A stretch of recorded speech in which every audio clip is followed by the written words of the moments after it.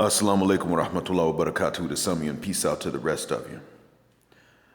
The blackest hearted, blackest minded, blackest man on social media signing black in and shining again, asking you to hit the share button because the message is more important than the messenger. So you saw the title.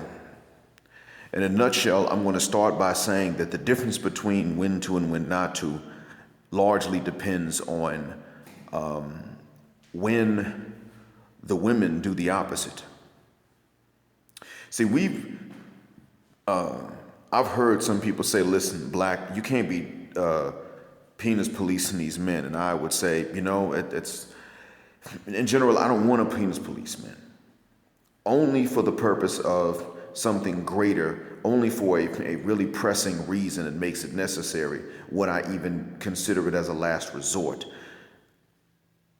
But when I think about it, the dignity is one of the human needs.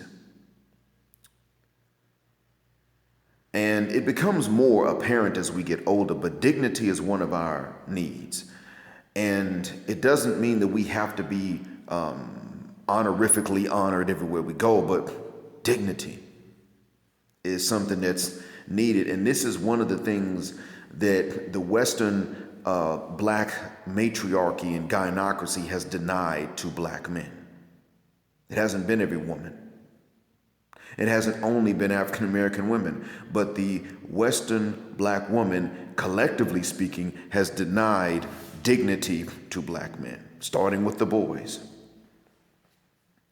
And as I've said before, the sisters who don't participate in this are the ones that are referred to as pick-me's and pick-meshas, and they're mistreated for it. And there's no use in lying about it. There's more. As far as when to congratulate another man and when to say, yo, man, you could have done better, these are things that we have to know when to weaponize and when not to. So what I'm getting at is that, in a nutshell, the two extremes are to always congratulate a man because, he went somewhere abroad and he got him someone that at least looks better than what he could have got stateside. And then even if he gets someone that really doesn't look any better than what he got stateside, you hope she just acts better. And then, the opposite extreme is to consistently and harshly judge whoever he winds up with, pretty much saying, well, that she's the same as an American, she's the same as an American, or she's the same as a Canadian or black Britisher, These are the two extremes. And I said that just like when it came down to how we were going to deal with these pookies and ex-pookies, thugs and ex-thugs, that there must be a criteria to separate them, which what I call the Malcolm X standard is a good way to separate them. Because Malcolm really was a reformed crook. He truly was reformed. Nobody doubts that. He got on that reform and died on that path. It's the same thing when it comes to this penis policing. So how do you know when to and when not to? It's real simple. In a context in which the women punani police each other, that's when we need to penis police each other, so to speak. Not so much in an enforcing fashion, but we do need to tell other brothers, listen, this is a country over here where they're going to punani police each other. So don't turn around and make it so easy for them. This is a country where they don't do that. So, you know what? There's no need to penis police each other over here. And that's the major difference between, let's say, Thailand and where I live. Actually, that's the major difference between a place like Thailand or the Dominican Republic and the United States. The women punani police each other. That's why they call nicer women pick-me's and pick-meshas and sometimes even fight them. That's why they tell your non-black girlfriend that you took to the family dinner that she doesn't have to make a plate for you and ain't got to do none of this stuff, even though they don't like her, then turn around and got an attitude with you because you brought her to the dinner. That's why. They're not just policing just her treatment and her willingness to make a play for you. They are punani policing her. Why would you satisfy this man this deeply? And yes, he needs to pay every bill and everything else. See, they start that policing each other. They act like a union in the United States. The white woman does it to the white man. The black woman does it to the black man. Also in Canada, also in the UK. They police each other and they pressure each other socially to do one thing, and that is to make things difficult for you and me. Nothing else. At the end of it all, they can talk all this stuff about relationships being transactional and all that. That's fine. At the end of the day, the one thing they have to do is stress you the uck out. They demand it. Difficulty is a necessity. They are not on your side. They don't help you save money. They help you spend it. They want you to go broke. And then they will leave and go to the next dude. That's their thing. And they police each other to do this. The woman that will stay with you when you run out of money, or the woman that'll stay with you when you lose your job and she's attractive, is going to be talked to by other women and told she's too attractive for that. Why you staying with that man and he lost his job last month? They do this. They get in her ear and they say to her, "You're too cute for this. You're too attractive." And that's even if she's just attractive enough for you. See, what they're doing is they're punani policing each other. That's the time to penis police. In the United States, we probably should be doing that. Because they punani police each other all the time. You go into Thailand, they don't do that. If she likes black men, the others don't say, why you like black men? If she likes white men, they don't say, why do you like white men? You see, that's the thing. That's where it gets different from what people have been saying. They're not punani policing each other. The women kind of, stay out of each other's business. Where I live, it's to a certain extent, but not that much. I mean, the women, as far as I know, they're not really punani policing each other. They do get game from each other, and they get game from their mothers. That is the case. But they're not really scrutinized as to why she's with him and that sort of thing.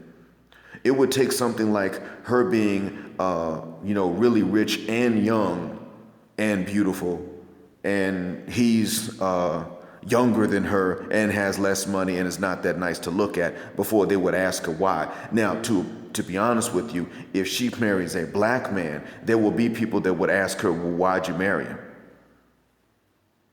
But then again, that's actually less likely than if a non-black man marries a black woman. Then that's when others would come to him and say, why'd you marry a black woman? Unless, of course, she's the second or third wife. It's crazy like that. But there's a limit to the punani policing here. So I don't have to tell people, because in all honesty, one thing that's always respected in this culture, where I am, is when you say to them, it ain't your business. So a man asked me once why I was married to a black woman. I said, nigga, because I'm black. And it ain't your business no way. And he had to admit. He was like, well, okay, it's not my business, but you're not black. And I had to tell him, no, genetically I am. I'm light skinned, but I'm still black. My ancestors were black.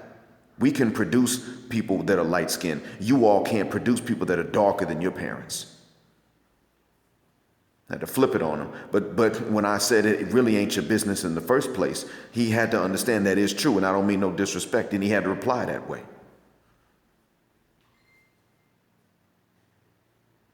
So I'm just saying that just like when it came to this debate about the ex-thug and the reform thug and the still thug, we have to have a standard by which to separate them.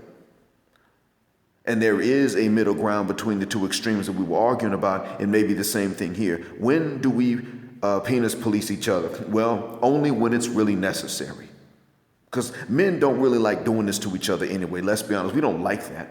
But by the same token, we do have to build each other up, and that will include at times saying to somebody, listen, Actually, you deserve more than that. You deserve more than what she's going to do. And in an environment like the States, that's where it's really necessary. In an environment like Canada and the UK and Western Europe and Australia, it's really necessary to do this. Even in environments like Israel, it's necessary that we do this. You may not necessarily have to do this when somebody's been living in another nation for a long time. But even when we go somewhere else, and bruh man is new, it may be necessary for the veterans in that nation to say, listen, you have better options.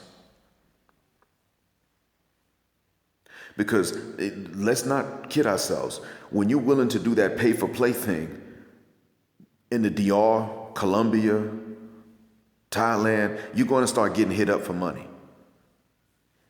And you may say, well, some of you may say, yeah, but it's always transactional, and that's cool. But the point I'm making is that you may not be into that. And then they start doing that. And you got to be careful. I mean, Botla Dola told me about a case where, and he put it in the comments. Y'all can see it. Told me about a case where a black man's married to a Thai woman. She treats him well. He's happy. But he's always got to do something for her village. Well, moving forward in the future, you may need someone that's a veteran to say, listen, bro, you can be with someone that's not going to have you doing all the stuff for the village. That may be necessary. We might need someone to do that, which is not really penis policing, but it is a type of advice, and that's a different thing altogether. But when it comes to penis policing, I'm sorry, but when it comes to the African American woman, we don't have a choice. We have to do that to a certain extent, and we also got to do it to the Becky because they actually do punani police each other. And that's what King Rich's video was about when that white lady was telling that black man that you are not a compliment. Your interest is not a compliment to every last one of us. Your interest is only seen as a last resort for those that can't get interest from white men. She told him this. And he looked kind of foolish trying to disagree. Well, I want to disagree, and some, not all. Yeah, nigga, I know. But she's pretty much telling you what the select white women feel like. That's what she's saying. She's just telling you straight up. I mean, hell, as much as I can't watch porn, neither religiously nor legally. It's blocked over here, and I'm happy with that, thank goodness. But the point is that even with that, I still can listen to interviews on YouTube about stats of human behavior and sexual behavior. And one of the things that I've learned from listening is that a lot of white porn star actresses don't do scenes with black men. Now that's just plain, and that's just clear and plain as day. They don't do that. And that's what I've always known. I know that that they have these extra standards for black men to meet when it comes down to sometimes dating, but definitely marriage. I know that that's the case. So because they're punani policing each other, they're under pressure. And that's why I say in a case like that, yeah, go ahead. Penis police each other, sure. Because that's for the brother man's safety. It may be a necessity. But the point is that we do have to understand the difference between the situation in which you need to penis police each other. Not that we like to do it, but you don't have a choice, really, if you're going to be honest. A situation in which you just need to simply encourage another black man, and a situation in which you need to simply sit back and congratulate another black man. These are three different scenarios. And we just have to be mindful of it. We're not going to get it right all the time, but at least if we know that these three different scenarios exist, we'll get better at knowing which scenario is which when we see it and then reacting accordingly. Much like we're not going to always get it right when we apply that Malcolm X standard. In the beginning, we know when we're trying to sift between the still thug and the ex-thug, there are going to be times we're going to make mistakes because we're human. But at least if we know that there's a Malcolm X standard that needs to be applied to sift between them, then we'll get better at it over time. So that's what we got to do. And so that being said, we're not going to get it right in the beginning, but at least we got to try. And we'll get better over time. You do anything enough times, you just get better at it. That's one of the things I try to tell my students that are a bunch of lazy and scared cowards and don't want to even try using the English that they should have learned in previous levels. I got to tell them the same thing. You're going to try using English in my class. You're going to make mistakes. Yeah, you're going to get it wrong the first time. I'll help you, and I will not blame you for the mistake. Certainly not the first time you make it. But you do it enough times and you will get better, and you will say certain things easily that you were not able to explain before in English. It's the same thing with this. We do it enough times, we'll get better at it. At least we know what it is. It's the Malcolm X standard. At least we know that that's the scalpel we need to use, and we'll become skilled at it over time. At least we know that these are the three situations, the three different types of situations. And there's a spectrum, I'm sure, but there's a time to police, a time to just advise, and a time to congratulate. At least if we know that these are the three main categories, we'll still be trying, and we'll get better at it. We won't be using the wrong tool for the job and just making it worse.